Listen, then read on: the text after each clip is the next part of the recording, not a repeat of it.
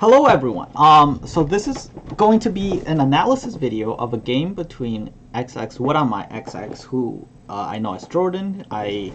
He's in my group, and Sorry, which is known to be a good player. This was a tournament game, and the point of the analysis, of course, is going to be prioritized towards finding out ways that the game could have been played better, why decisions were good, why decisions were why certain alternative decisions would have been superior.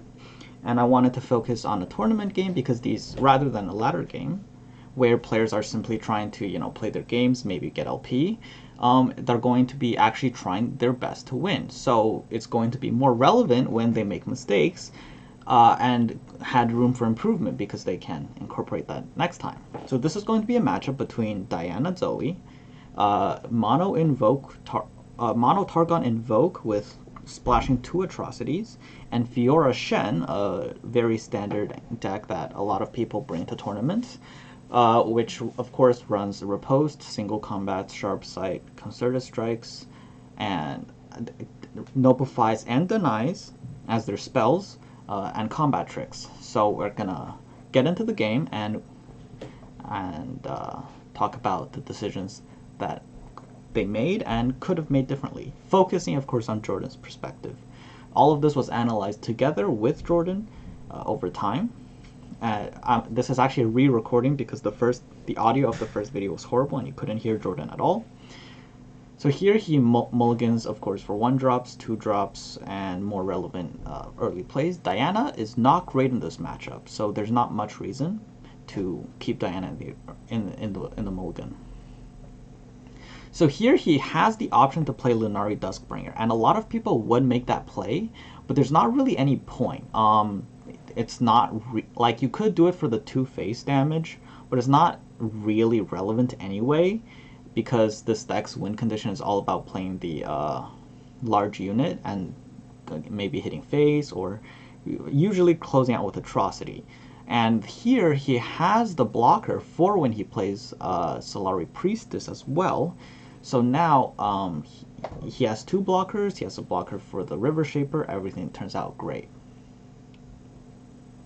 So here, generally speaking, you don't want to pick Warrior in most matchups, and you don't want to pick Meteor Shower if you can find more cost-efficient plays. So of course he ends up picking Comet. In this position, you just play on curve. You don't really have any other good plays at all. You don't want to just play Diana because, well, your opponent has a lot of ripostes, sharp sights, so you're better off playing out your more important units, getting your Scryer out, getting the discount out so you can play your Comet if you need it. So our opponent here plays Fiora, which gives Jordan the opportunity to make a very critical decision. This is an interesting decision here, where you can either play Traveler, or you can go for the Obliterate on the Shen, and give our opponent the opportunity to deny our Comet. So this accomplishes a few things. First of all, if we Comet and they have Deny, they do go down to 0 mana, which means even if they attack after denying our Comet, then we can Pale Cascade if we need to. Of course, they can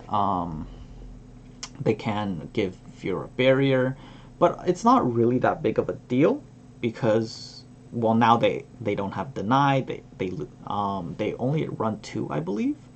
And another thing is Traveler. We're not in a big rush to play Traveler, and if they don't have Deny, I mean, they lose their Shen, which is super big.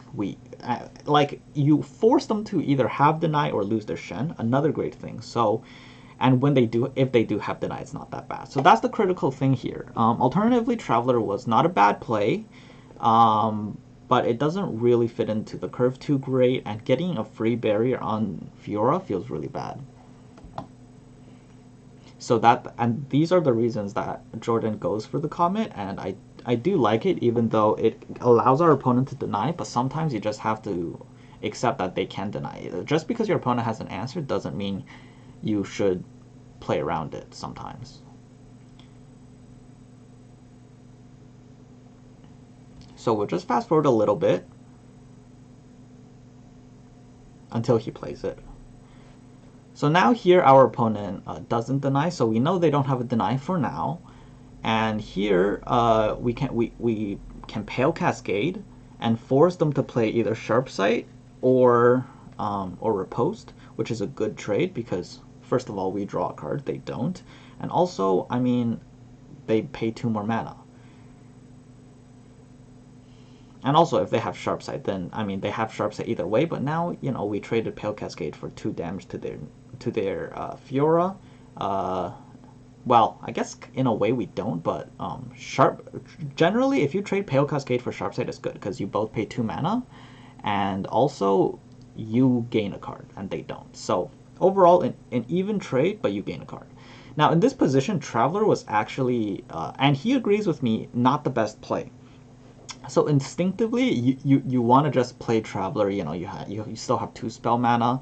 There's not a big deal. You want to get Traveler out so you know your invoke. However, what happens here is that we can play Spacey Sketcher, discard, I would say the Dusk Petal. He actually suggested we discard the Solari Sunforger simply because it's not a valuable card in this matchup, and we can use Dusk Petal to trigger the Nightfall on the Eclipse Dragon. However, we also decided that the Nightfall on the Eclipse Dragon is not very valuable, and Daybreak is perfectly fine, even though he instinctively usually goes for the Nightfall. So in this case, I think both are probably fine, but I personally prefer the Dusk Petal simply because we're going to Daybreak the Eclipse Dragon anyway. Anyways, another thing is that he's going to have 5 mana remaining, which means he can play Diana. He can play Diana plus Pale Cascade, and overall, he's going to have a very flexible turn. And also because he's going to pay at least 3 mana this turn, he's not going to waste any of his mana. The Traveler is much more committal, and also because obviously you only want to play Diana on your attack token and not on, and you can play Traveler on your defense token, unlike Diana. So again, it's beneficial. And finally, now that we've gone through that, this actually turns out fine. Traveler is not objectively a bad play, and now that we've played Traveler, we have to pick the Invoke. Now, he said that he hates all 3 of them, but we'll just say rule out the worst ones, which is obviously Cosmic Rays. You don't want to play an 8. I mean, in Cosmic Rays, it's just bad.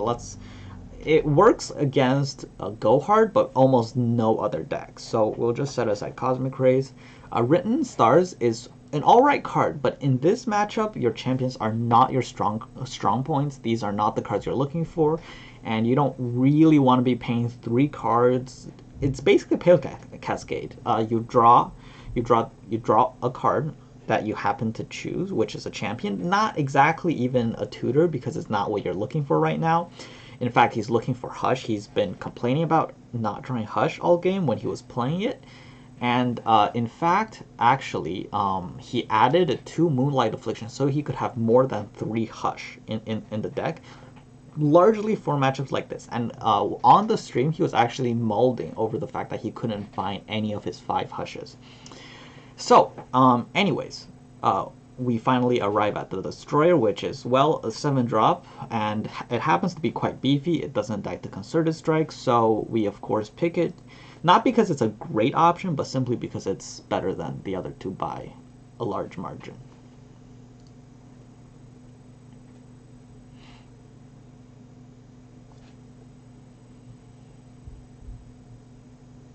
So now our opponent taps out of mana, so because they have 0 spell mana, this Diana just lets us, it's a 2 mana 2/2 that kills their 3/2 for free, completely for free, so we happily take this free trade.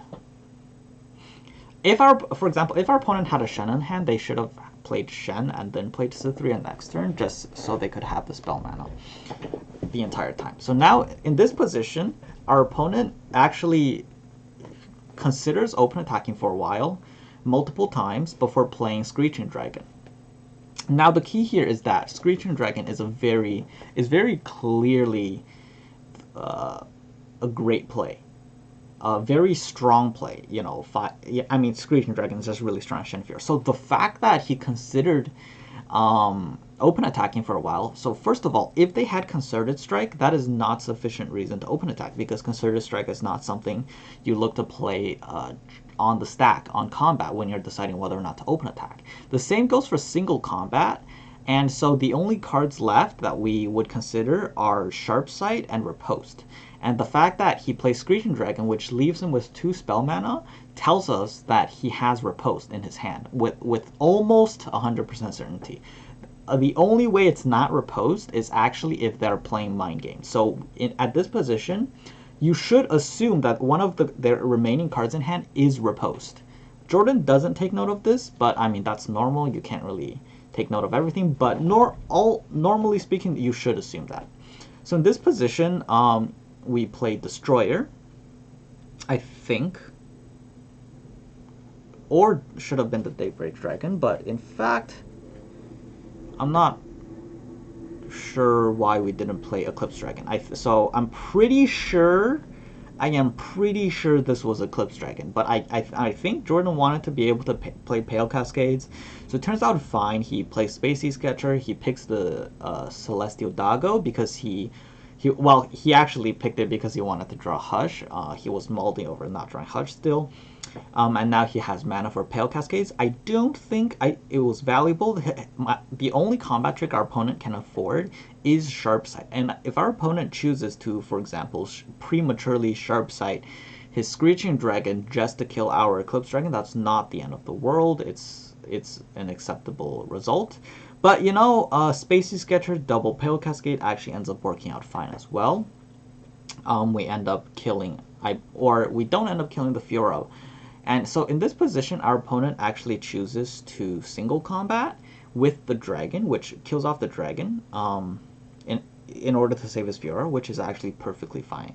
I mean, we play 2 Pale Cascades, and it based to trade, and also we got a single combat. So at the end of the day, I mean, these Pale Cascades drew 2 cards and also got a single combat and killed the Screeching Dragon. So I mean, Pale Cascade is a pretty ridiculous card. Plus 2 attack, plus 1 health, draw card. It's extremely efficient.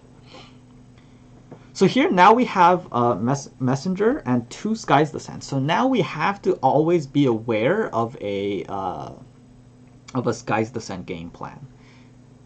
So in this position, we played Zoe. It was a nice way to soft pass, give our opponent the opportunity to spend their mana and then make our decision.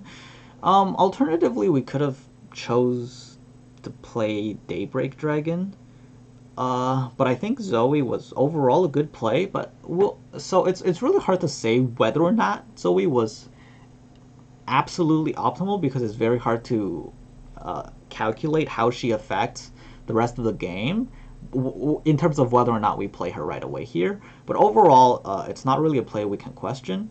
So we'll continue from this position. Here we have 3 7-drops. We can play a Nightfall, Eclipse Dragon, but we played the Destroyer, and there is good reason for that. So the Destroyer has Spell Shield, which is the biggest reason, and that means they can't play Concerted Strike on it.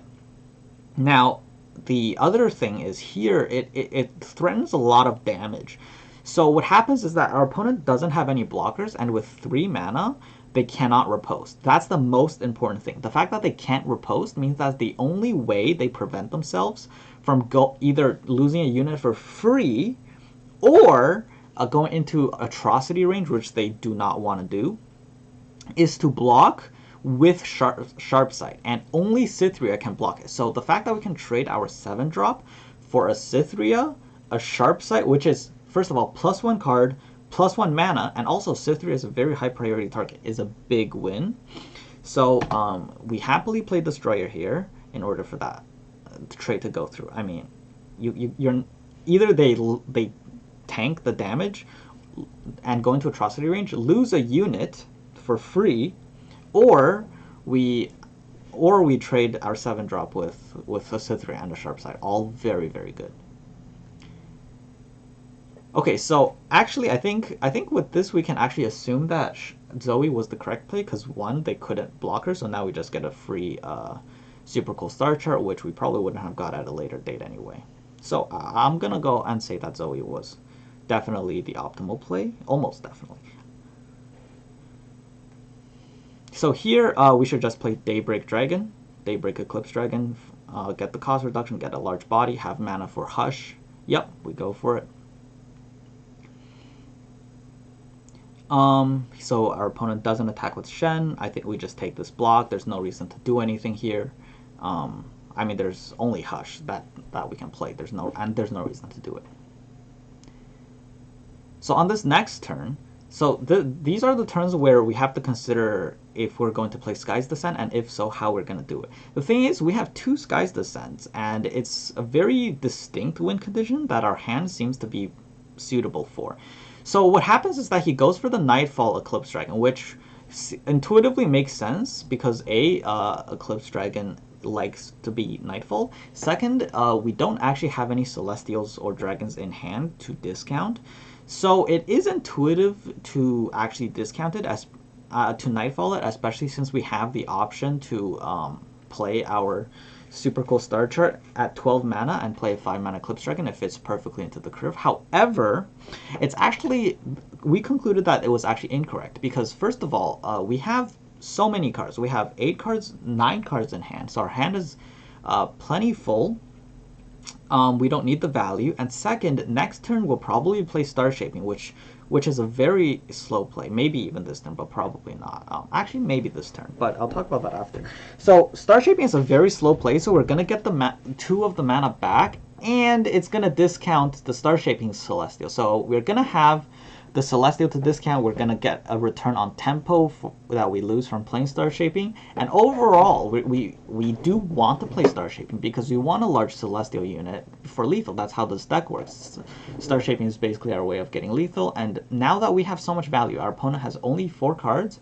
Our #1 priority should be to get the value in our hand onto the board.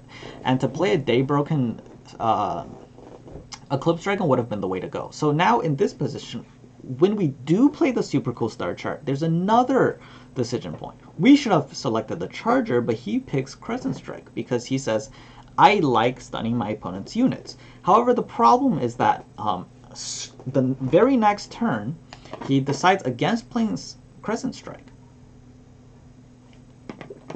Simply because he says, our opponent could have had Notify all game, and we never gave them an opportunity to use it. And there's no reason, and it's simply wrong to now turn on their card because effectively, if they were to have Notify in hand, they would basically have 1 less card in their hand the entire game. And if we were to play Crescent Strike, we give them a Notify for free. So, and also, I mean, we don't want to pay the 3 mana for it if they have an answer for it because tempo is obviously the most important thing. We want to be able to play our cards in a way that generates tempo. So overall, picking the Crescent Strike was wrong for that reason. And also, Charger discounts our Sky's Descents. Very, very important. Charger is a great blocker in this position. There's it just overall very conducive to the game plan. So now we play the Nightfall Eclipse Dragon, and now another critical moment where he says, "Oh, I played the Nightfall Eclipse Dragon, and suddenly I have 10 cards in hand." So now that I have 10 cards in hand, I don't want to overdraw, so I'm going to play a card. Now, that's also a misplay. So, first of all, actually, when he saw this position, when we analyzed this position, his first instinct was to say, I should have just passed when my opponent passed, instead of trying to empty my hand and play Shield Bearer. I actually disagree with that, and I convinced him otherwise. So what happened is that he said we should have accepted this pass, but I convinced him that we should have attacked. So if we look at this here, the reason he didn't attack is actually because he says, if my opponent has Concerted Strike, I want him to be able to do it on a turn where he wants to spend the rest of his mana, which logically makes sense. For example, if we take the pass, then our opponent loses 4 mana. Alternatively, if we assume that they have Concerted Strike and we attack, then they get to use 5 of that mana, which essentially means it's basically a 1 mana Concerted Strike because he would have lost 4 mana anyway. But The thing is, I don't think that matters, and the reason is simply because if our opponent, let's say our opponent has concerted strike, which is about maybe a 50-50 chance. If they do, we lose one of our dragons, but they still lose one of their units for free. They don't want to block with any of these units. All of these are high priority units for our opponent to block. Now, I can't understand the reason Jordan wants to prevent the concerted strikes, because the Fiora is 2 out of 4. If we put the Fiora at 3 out of 4, the rest of the game becomes much harder. But the problem is that even if it's 3 out of 4, it's not actually that easy for it to get the last stack if they have no cards to do it with. So the thing is that when our opponent has 3 cards, if they choose to play concerted, it doesn't actually tap into their mana pool very much, simply because they don't have that many cards to spend their mana on. And what Jordan needs to do is Jordan needs to convert this hand size and these 7/7s into tempo. And the way to do that is to attack and force our opponent to block, because if they don't block, they're going to atrocity range, which they don't want to do. So if they block, then our Eclipse Dragon ends up trading 1 for 2, and more importantly, it trades immediately. So it turns into tempo because our opponent loses a unit. I mean, it's 0 mana, destroy an enemy unit, I would say is free tempo. So here he should have attacked, and he not only does he choose not to attack, which he should have, because he also has Hush, the counter riposte, which would have been much scarier than concerted strike, but also he should have done it before playing Shield Bearer, because with 10 cards, if you attack and your opponent blocks and plays riposte and you play Hush, then you go down to 3 mana, so you lose no mana, and you go down to 9 cards, so you don't have to worry about overdrawing. So he should have made that decision before playing Shield Bearer, and in the end he decides after, and also decides not to attack, both of which I think are failed choices. Because the thing is, if you were to attack, play Hush, then Shield Bearer, you don't play Shield Bearer, I can't pronounce, simply because you want to be able to hold the extra spell mana in order to improve your chances of playing Sky's Descent, most likely 2, because we assume that our opponent denies the first Sky's Descent. So here he actually chooses not to attack, simply because of, as I mentioned, concerted strike. So in this position, we could have, if we played Daybreak Dragon, Eclipse Dragon, we could have had a third Daybreak Eclipse Dragon for 5 mana, which would have been great. A 5 mana 7/7, and the Daybreak effect keeps going on. Absolutely fantastic in this position. Great tempo. We already have all the value we need. We don't need the Nightfall. And even in this position, we should still play Daybreak Dragon simply to get 7/7, because our opponent's deck can't deal with 7/7s with anything but riposte, and we have an answer to riposte in the form of Hush.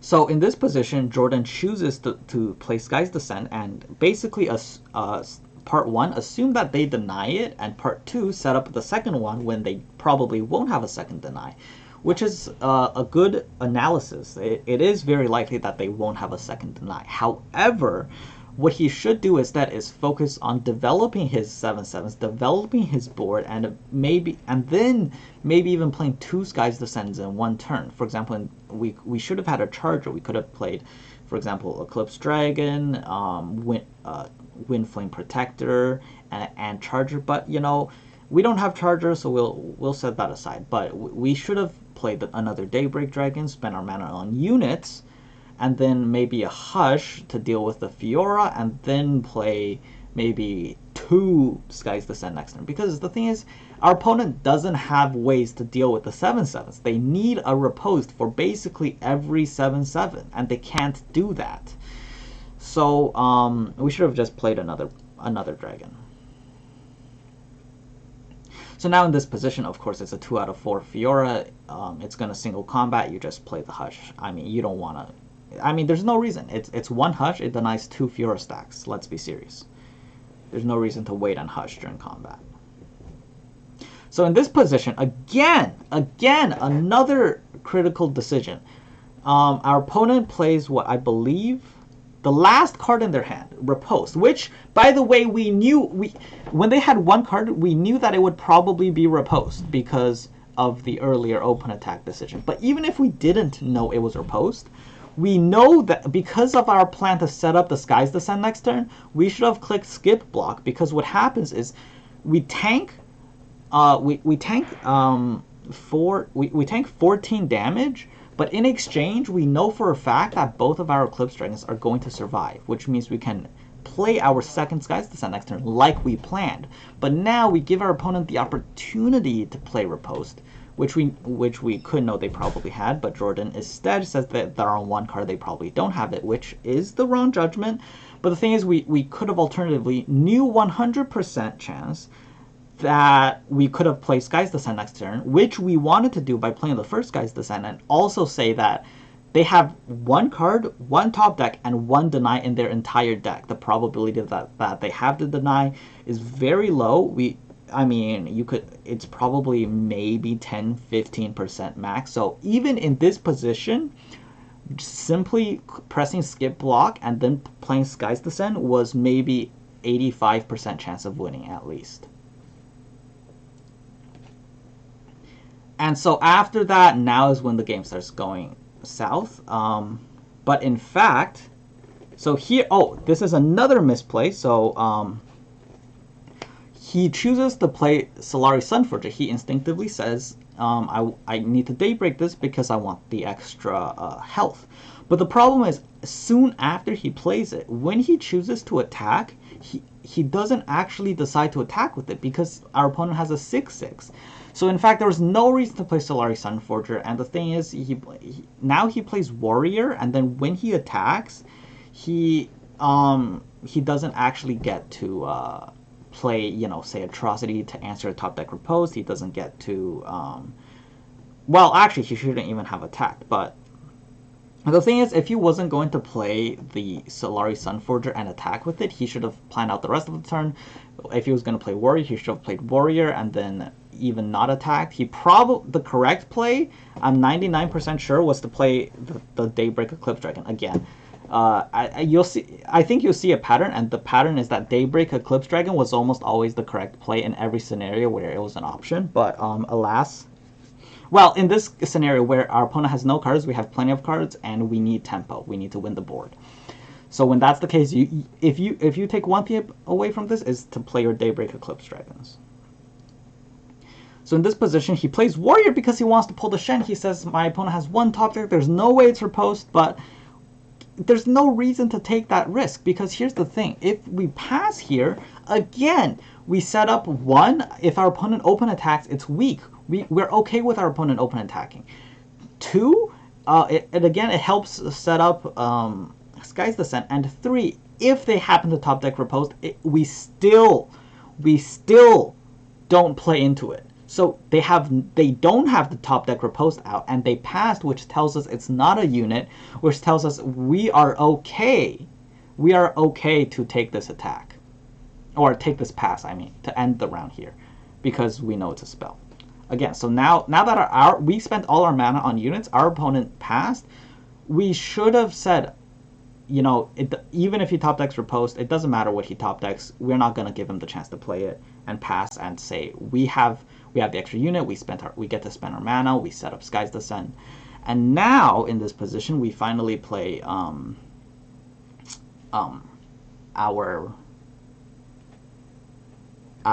what's it called? Crescent Strike, and well, so I think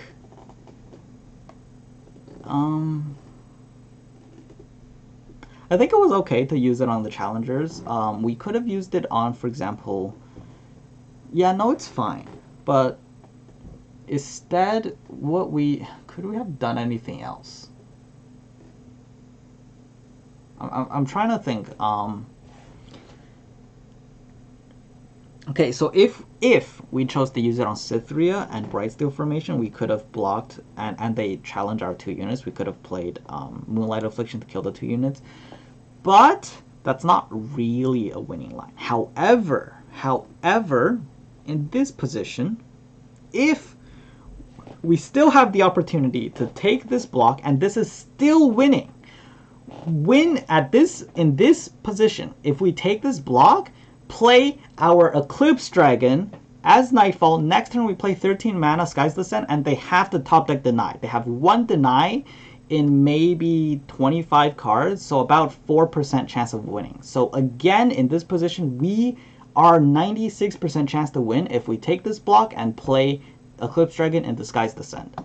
But instead, he says, I play Star Shaping because I want to go for lethal, since I want a large, next turn I want to play a large Celestial unit, and the turn after that I place Atrocity. But you don't take that risk because there's no reason to.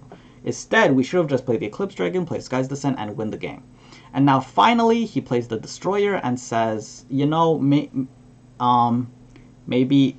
I get some breakthrough damage, and then I play Atrocity next turn, but our opponent top decks another Riposte, and instead of realizing that we threw the game, he complains about the top decks. And then finally, when we survive the open attack next turn, our opponent top decks a Relentless Pursuit and wins the game. So I just want to make clear, there are many critical decisions that Jordan objectively got wrong this game, but that's not to say like he's a bad player by any means. He's overall played great. Like, the thing is that he made very instinctive plays. You could look at them and not see that there's anything inherently wrong with them until you analyze and see that it has a much lower percentage chance of winning. So he made natural plays, but he simply missed opportunities to win the game.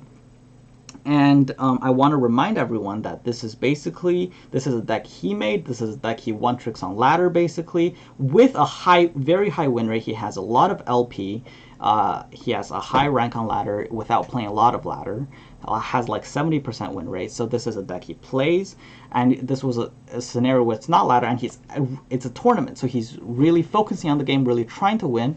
So despite all of that, he had multiple opportunities to win that he missed. And that's not to shit talk him in any way, but I want to make the point that even if you don't realize that there were opportunities to win, once you analyze it, you realize that maybe there really were a lot of ways to improve your game that you didn't know. So that's kind of the idea behind this video. I thought that this game had a lot of educational value simply because those plays were there. They were available to him, and even I was watching at the time. I didn't realize that there were this many missed wins. I analyzed that. I saw more missed wins. I analyzed it with him again. So I actually watched this game 3 times. And then I saw even more. We together saw even more opportunities to win. So it's just like the more we analyzed, the more we realized that he was completely winning the entire time, almost up until the very end, when our opponent attacked and we played Star Shaping. That was the moment when we actually started losing. So I hope that this was educational for anyone who watched. If you want to support this, if you liked it, I'm not going to ask you to subscribe or even like the video. You can if you want, but more importantly, comment and let me know what you think. Even message me on Discord. Thank you for watching and getting this far. We might be back if I get any requested games, if anyone has any suggested games, and I find them interesting, then I will go over them.